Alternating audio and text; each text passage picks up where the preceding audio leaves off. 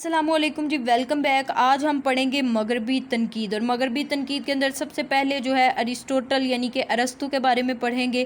ارسطو کے بارے میں پڑھنے سے پہلے ہم اس کا تھوڑا سا بیک گراؤنڈ دیکھ لیتے ہیں، اس کا ماضی دیکھ لیتے ہیں۔ یونان کی جو ریاست ہے وہ ہمیشہ سے زرخیز رہی ہے، اس میں بہت سے فلسفی اور نکتہ دان ایسے پیدا ہوئے کہ جنہوں نے علوم کی دنیا میں، علم و فنون کی دنیا میں اپنا جھنڈا گاڑا، اور یونان کے لوگوں کو ان پر فخر ہے۔ تو اسی طرح یونان کی ریاست مقدونیہ کے شہر میں جو ہے وہ ارسطوٹل یعنی ارسطو پیدا ہوا، اور جو کہ اسٹاگرا کے مقام پر پیدا ہوا۔ مقدونیہ کے شہر اسٹاگرا کے مقام پر پیدا ہوا، اور مقدونیہ کے بادشاہ ایمنٹاس کے پاس اس کا والد جو ہے وہ طبیب خاص تھا، اور اسی وجہ سے اس نے بھی وہاں پر طب کی تعلیم حاصل کی، اور 18 سال کی عمر میں ہی یہ افلاطون کی شاگردی کے لیے چل پڑا۔ ارسطو جو ہے وہ علم طبیعت، فلسفہ دان، شاعری، حیاتیات، نفسیات، اخلاقیات اور بہت سے دیگر علوم پر مستند اس کو حاصل تھی، اور اس نے بڑی کتابیں، مستند کتابیں لکھی اس نے اس کے اوپر۔ اور اس کا خیال یہ تھا کہ شے اور اس کا خیال لازم و ملزوم کی حیثیت رکھتے ہیں، اور دونوں ایک دوسرے سے علیحدہ نہیں ہیں۔ یعنی اس کا ماننا تھا کہ عالم جوہر کی ہر چیز کی کامیابی کا جوہر، عالم وجود کی ہر چیز کی کامیابی کا جوہر دراصل اس کے اندر ہی موجود ہوتا ہے۔ شے اور اس کا خیال لازم و ملزوم کی حیثیت رکھتے ہیں، دونوں ایک دوسرے سے علیحدہ نہیں ہیں۔ یہ اس کا نظریہ تھا۔ ارسطو کے جو نظریات ہیں ان کے بارے میں کہا جاتا تھا کہ اس کے نظریات دراصل اس کے اعتراضات تھے۔ اس نے جو ہے وہ اپنے معاشرے کو پاک صاف کرنا چاہتا تھا، اور وہ یونان کے معاشرے کی برائیوں سے بڑا جو ہے وہ نالاں تھا۔ اس لیے اس نے ایک کتاب لکھی جس کا نام اس نے رکھا آئیڈیل ریپبلک یعنی مثالی جمہوریہ۔ یہ آپ لوگ ویسے بھی یاد کر لیں ایز اے شارٹ کوسچن بھی، کہ اس کی کتاب کا نام کیا تھا، آئیڈیل ریپبلک یعنی مثالی جمہوریہ۔ یہ شارٹ کوسچن کے طور پہ بھی آ سکتا ہے۔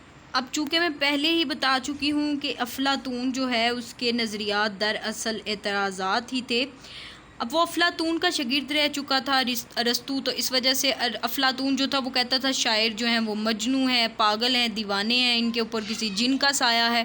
تو اس وجہ سے ارسطو جو ہے اس نے اس کے جواب میں لکھا، افلاطون شاعری کو جذبات کو ہوا دینے والا کہتا تھا، جبکہ اس کے جواب میں ارسطوٹل نے اپنی کتاب لکھی جس کا نام تھا پوئٹکس یعنی کہ بوتیکا جو بھی اس کو کہتے ہیں، پوئٹکس یعنی انگلش میں اسے پوئٹکس کہتے ہیں، اور اردو میں اس طرح لکھتے ہیں، یا آپ لوگ دیکھ سکتے ہیں بوتیکا یا بوتیکا جو بھی ہے۔ یہ اس نے اپنی کتاب لکھی اس کے جواب میں، کس کے جواب میں؟ افلاطون کے۔ اس سے پہلے آئیڈیل ریپبلک ویسے ہی لکھی، لیکن یہ پوئٹکس جو ہے یہ اس کی زیادہ مشہور ہوئی، جو کہ اس نے افلاطون کے جواب میں لکھی تھی۔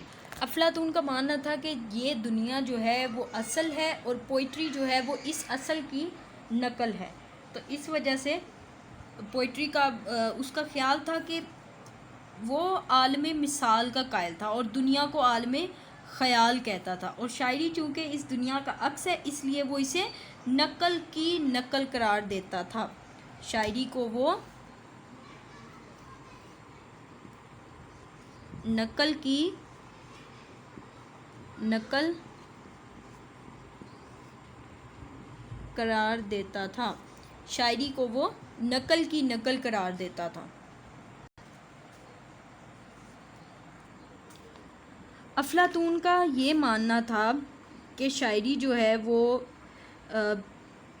جذبات میں ہیجان پیدا کرتی ہے اور خلل پیدا کرتی ہے فکر کے اندر، جبکہ ارسطو نے اس کے جواب میں لکھا کہ شاعری بے شک مشتعل کرنے کا سبب ہوتی ہے، لیکن اس اشتعال سے جذبات جو ہیں وہ ان میں بے ضرر طور پر انخلا پذیر ہو جاتے ہیں، اور جو ریڈر ہے، جو قاری ہے، وہ اپنے آپ ہلکا محسوس کرتا ہے۔ یعنی اس نے تزکیہ نفس یعنی کیتھارسس جو ہے اس کا کانسیپٹ دیا، اور وہ کہتا تھا کہ جو موسیقی ہے یعنی میوزک جو ہے وہ ذہن کو، جو گھٹن زدہ ذہن ہوتا ہے اس کا کیتھارسس کرتی ہے، اس کی تطہیر کرتی ہے، اور اسی طرح جو شاعری کے ذریعے جذبے سیراب ہو کر خارج ہو جاتے ہیں، یوں انسانی ذہن جو ہے وہ نفس اور روح کو پاکیزگی اور اطمینان حاصل ہوتا ہے، اور انسان جو ہے وہ جذباتی طور پر متوازن زندگی گزارنے کا قائل ہو جاتا ہے۔ یعنی اس نے کیتھارسس کا کانسیپٹ دیا، تزکیہ نفس یعنی